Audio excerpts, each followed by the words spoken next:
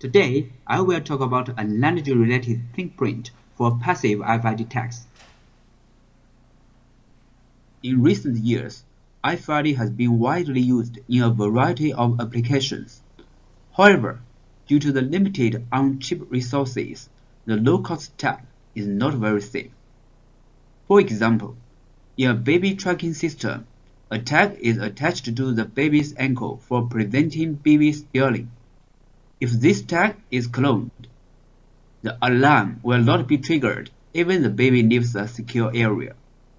So RFID authentication is required. To address this problem, some cryptographic methods are studied. By transmitting the ciphertext, the communication channel between a reader and a tag is protected. However, this approach needs a high overhead, which increases the tax cost and reduces the communication range.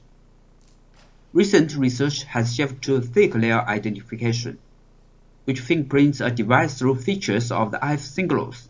These methods can achieve high accuracy, but usually needs a purpose-built device to get the features. Besides, some features, such as the face value, are usually sensitive to environmental factors. In this paper, we propose a language-related fingerprint called Eingerprint to authenticate passive tags. Generally, a tag has two components, the chip and the antenna. It's equivalent to an RC circuit, which is shown in the right finger. Since the tag is battery-free, it needs to store the energy in this RC circuit. Due to manufacturing imperfections, no two tags have exactly the same RC circuit. So our idea is to use electronic energy stored in the circuit to fingerprint a tag. However, this is not easy. Directly testing the circuit is impractical. For example, it needs a purpose-built platform and also destroys the tag structure and function. Instead, we use a new metric called persistence time to measure the tag circuit.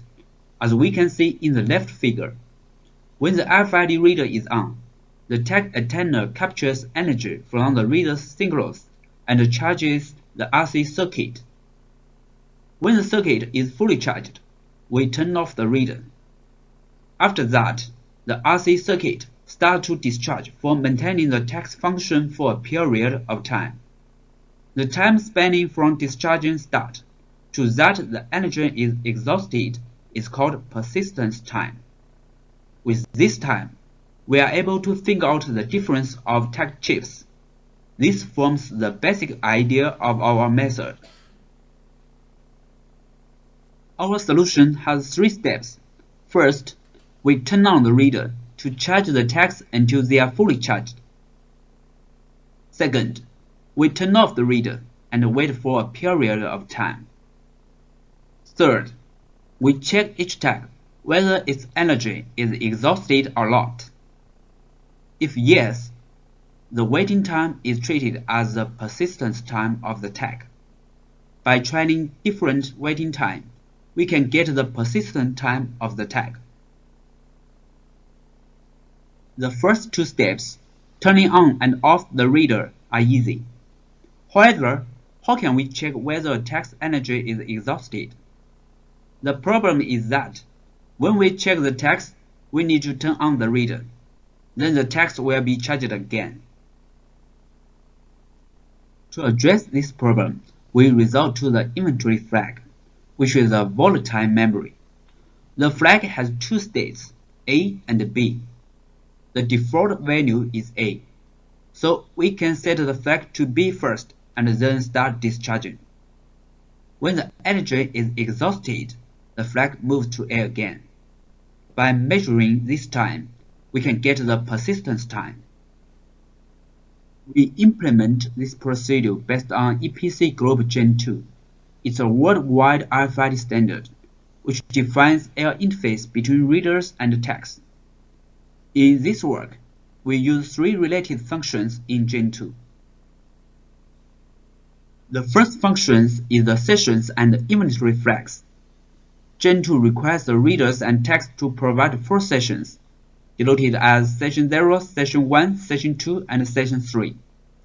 Each session has an inventory flag. This flag is 1-bit volatile memory.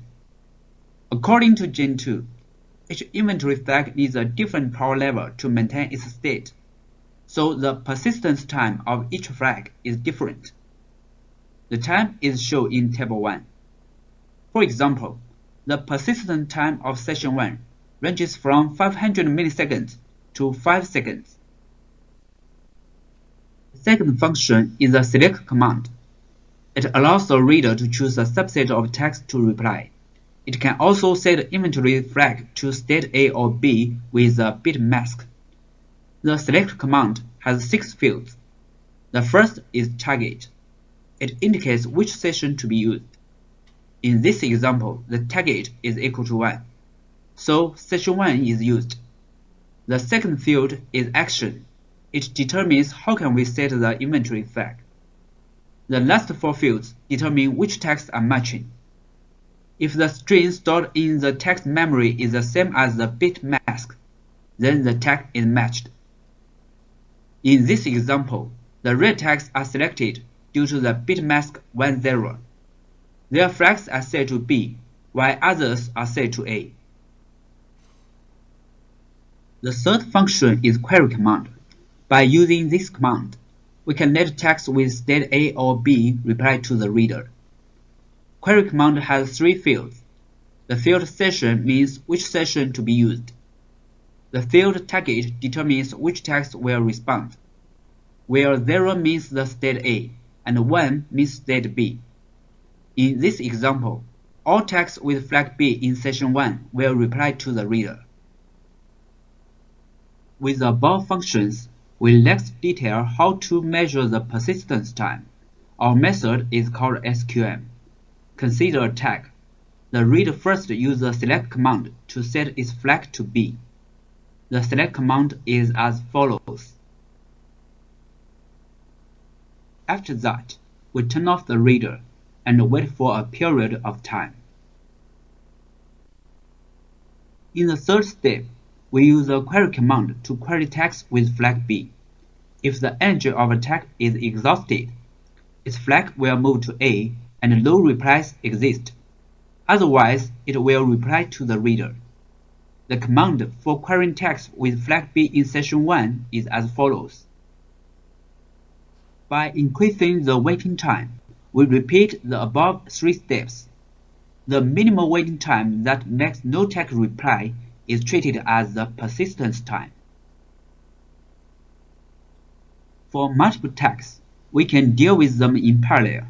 The idea is to set the flags of all target texts to B by using multiple select commands. The commands are shown as follows.